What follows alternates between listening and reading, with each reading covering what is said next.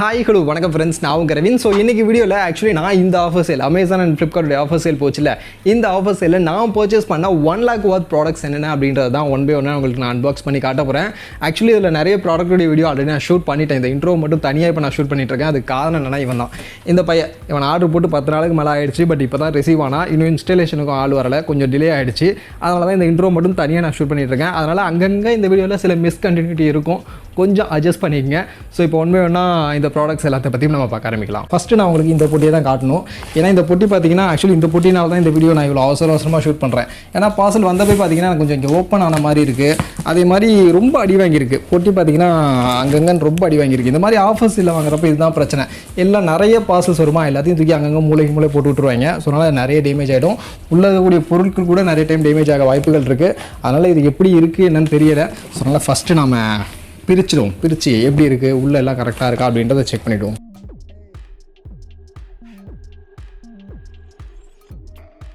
Actually இதில் பார்த்தீங்கன்னா நம்ம ஆர்டர் பண்ண 2 பொருள் இருக்குது. ஸோ அதில் ஃபஸ்ட்டு பொருள் என்னன்னு பார்த்தீங்கன்னா இதுதான், ரிங் லைட். ஸோ நம்ம சேனலுக்காக இன்னொரு ரிங் லைட் வாங்கியிருக்கேன். ஆல்ரெடி ஒரு ரிங் லைட் இருக்குது, பட் இருந்தாலும் இன்னொரு ரிங் லைட் வாங்கியிருக்கேன். இது போக ஒரு எக்ஸ்டென்ஷன் பாக்ஸ் ஒன்று வாங்கியிருக்கேன். ஸோ ஏன்னா நமக்கு இந்த ரிங் லைட்டையும் கனெக்ட் பண்ணோம் அப்படின்னா நம்மள்ட்ட எக்ஸ்டென்ஷன் பாக்ஸ் எக்ஸ்ட்ரா இல்லை. ஸோ நல்லா அது வாங்கியிருக்கேன். ஆக்சுவலி பார்த்தீங்கன்னா ஓப்பனாகவே இருக்குது. பார்சலே பார்த்தீங்கன்னா நமக்கு வரப்பே ஓப்பனாகவே இருக்குது. ஒர்க் ஆகுனா சரி, ஒர்க் ஆகுதா என்னன்னு தான் செக் பண்ணணும். ஸோ ஃபஸ்ட் இந்த எக்ஸ்டென்ஷன் பாக்ஸே காமிச்சிட்றேன் இருங்க. ஸோ இந்த எக்ஸ்டென்ஷன் பாக்ஸ் பார்த்திங்கன்னா நம்ம போர்ட்ரானிக்ஸ் உடைய எக்ஸ்டென்ஷன் பாக்ஸ் தான். பட் ஆனால் இந்தளவுக்கு பேக்கேஜிங் பண்ணியிருப்பாங்க. ஃபுல்லாக கம்ப்ளீட்டாக ஓப்பனாகவே இருக்குது. பட் பொருள் எதுவும் டேமேஜ் ஆன மாதிரி இல்லை. புதுசு தானா? ப்ராடக்ட் நமக்கு புதுசு தான், பட் ஒர்க் ஆகுதா அப்படின்றத தான் செக் பண்ணணும். சரி, அதையுமே பிரிச்சுட்டு செக் பண்ணணும். இதுவுமே பொட்டி பார்த்திங்கன்னா நசிங்கி இருக்குது, இங்கே லைட்டாக கிழிஞ்சிருக்கு. ஆக்சுவலி இது பார்த்திங்கன்னா டிஜிடெக் உடைய ரிங் லைட்டு. இதுக்கு முன்னாடி என்கிட்ட ஒரு ரிங் லைட் இருக்குது. இது வந்து 10 inchesக்கான ரிங் லைட். பட் இது வந்து 14 inches, கொஞ்சம் பெரிய ரிங் லைட்டாக வாங்கியிருக்கேன். ஏன்னா இனிமேல் இந்த மாதிரி நின்றுக்கிட்டு கொஞ்சம் லாங் ஷாட்லாம் வச்சு வீடியோ ஷூட் பண்ணலான்னு பார்க்குறேன். ஸோ அந்த மாதிரி ஷூட் பண்ணும்போது நமக்கு லைட் இந்த ஒரு லைட் பார்த்தாது. ஸோ அதனால் தான் எக்ஸ்ட்ரா இந்த ஒரு லைட்டும் வாங்கிக்கலாம் அப்படின்றதுக்காக வாங்கியிருக்கேன். ஸோ இருங்க, இப்போ பிரித்து ஒன் பை ஒன்னாக நம்ம பார்க்கலாம். ஸோ ட்ரைபாடுன்னு நினைக்கிறேன். நம்மளோட லைட்டு பாக்ஸில் வேறு எதுவும் இல்லை. சரி, இப்போ நம்ம ஃபஸ்ட்டு ரிங் லைட் எடுப்போம். இதுதான் ரிங் லைட். பட் ரொம்ப கவர் ரொம்ப கசங்கியிருக்கு, ஒரு மாதிரி கிழிஞ்ச மாதிரி இல்லாமல் இருக்குது. பழசா புதுசு தானான்னு தெரியல. பட் பொருள் புதுசு மாதிரி தான் இருக்குது. பெருசாக ஸ்க்ராச்சஸ்லாம் எதுவும் ஆன மாதிரி இல்லை. ப்ராடக்ட் வந்து நியூ ப்ராடக்ட் தான் நினைக்கிறேன். இதிலெல்லாம் டஸ்ட் இருக்கும் சம்டைம்ஸ், ஓல்டு ப்ராடக்டாக இருந்தால். ப்ராடக்ட் வந்து புதுசு தான் நினைக்கிறேன். பட் ஆனால் கவரு பேக்கேஜிங் தான் ஒரு மாதிரி ரொம்ப பழசாக இருக்கிற மாதிரி இருக்குது. இதுக்கடுத்து பார்த்திங்கன்னா இந்த மொபைலை கனெக்ட் பண்ணுறதுக்கு ஹோல்ட்ரு. ஸோ நமக்கு ரிங் லைட்டில் நடுவில் இருக்கும்ல, ஸோ அந்த ஹோல்ட்ரு கொடுத்துருக்காங்க. அடுத்து நம்மளோட ட்ரைபாட். ஸோ ரிங் லைட்டை வந்து செட் பண்ணுறதுக்கான அந்த ட்ரைபாட்.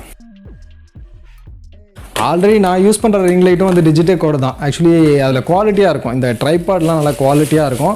அண்ட் லைட்டுமே எனக்கு நான் யூஸ் பண்ணி கிட்டத்தட்ட 2.5 வருஷமாக யூஸ் பண்ணிகிட்ருக்கேன். குவாலிட்டியாக இருக்குது. ஸோ அதனால தான் வந்து நான் திருப்பி டிஜிடெக்லேருந்தே ஆர்டர் போட்டேன். ஸோ நான் ஆல்ரெடி வாங்கியிருக்க அந்த ரிங் லைட்டில் இருக்கிற மாதிரி அதே குவாலிட்டியில் தான் ஆக்சுவலி இருக்குது. குவாலிட்டியில் எந்த ஒரு ட்ராப்பும் இல்லை.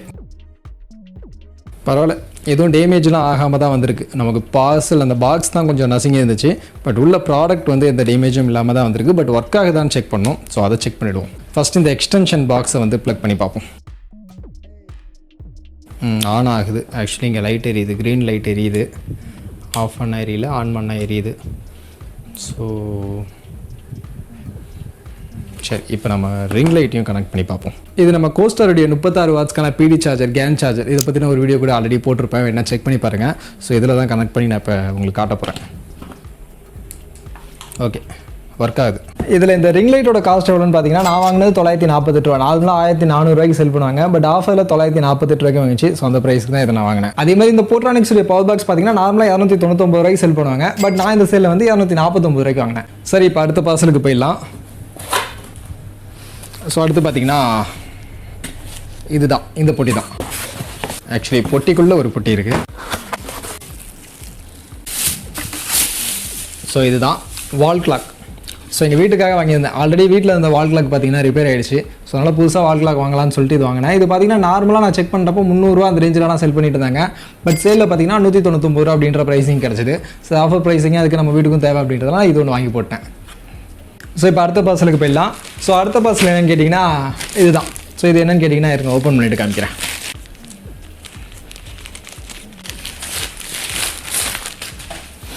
ஸோ இதுதான். ஸோ இது என்னென்னு கேட்டிங்கன்னா வால்பேப்பர். ஸோ நம்ம வீட்டில் பார்த்தீங்கன்னா ரூமில் ஃபுல்லாக டைல்ஸ் தான். ஸோ டைல்ஸ் அப்படின்றதால இந்த மாதிரி ரிங் லைட்லாம் வச்சு பேசினா அப்படின்னா பின்னாடி அப்படியே அந்த லைட் வந்து ரிஃப்ளெக்ட் அடிக்கும். ஸோ அந்த ரிஃப்ளெக்ஷன் இருக்காமல் இருக்கிறதுக்காக தான் இந்த வால்பேப்பர் வாங்கியிருந்தேன். ஸோ வால்பேப்பரோட டிசைன் காட்டுறேன் இருங்க. ஸோ இதுதான் ஒயிட் கலர் பேக்ரவுண்டுக்காக இது நான் வாங்கியிருந்தேன். ஆக்சுவலி நான் பார்த்த மாதிரியே தான் டிசைன் இருக்குது. நான் இமேஜில் பார்த்ததுக்கும் டிசைனுக்கும் வேரி ஆகும்னு நினச்சேன். பட் அதேமாதிரி தான் இருக்குது. இதை நம்ம ஃபிக்ஸ் பண்ணிவிட்டு நெக்ஸ்ட்டு வேறு வீடியோக்களில் நம்ம யூஸ் பண்ணி பார்ப்போம். அடுத்த பார்சல் போவோம்.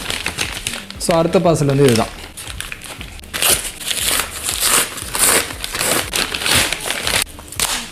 ஸோ அடுத்த பார்சல் இதுதான். ஸோ இது என்ன அப்படின்னு நீங்கள் கேட்டிங்கன்னா water bottle, copper water bottle.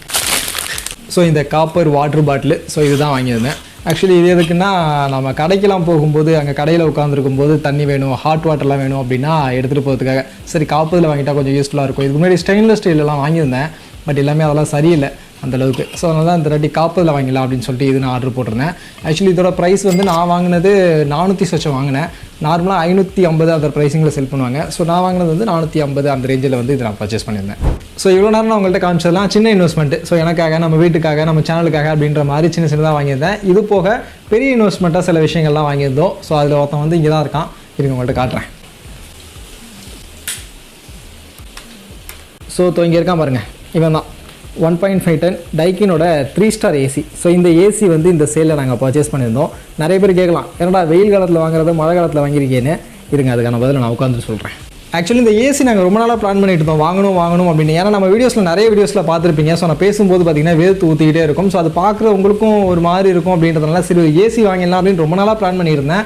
But ஆனால் கொஞ்சம் பெரிய இன்வெஸ்ட்மெண்ட் அப்படின்றதுனால நம்மகிட்ட கையிலையும் காசு அந்த நேரத்தில் இல்லை. ஸோ நல்லா வாங்காமல் அப்படியே தள்ளி போட்டுக்கிட்டே போயிட்டு இருந்தேன்.